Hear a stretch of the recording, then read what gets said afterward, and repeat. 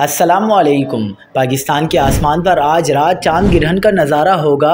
चांद ग्रहण किस वक्त होगा और क्या पाकिस्तान में दिखाई देगा?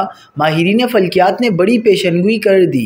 क्या आप हालात हाज़रा से आगाही हासिल करना चाहते हैं? खबर के पीछे छुपे असल हक़ाइक़ जानना चाहते हैं तो अभी सब्सक्राइब कीजिए जिलमिल पाकिस्तान को और साथ ही घंटी के निशान पर क्लिक कर दें।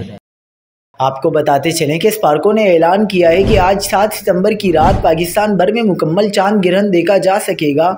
फल्कियात के शौकीन अफराद, तलबा और आम आवाम इस दिलकश फल्कियाती मंजर से महजूज हो सकेंगे।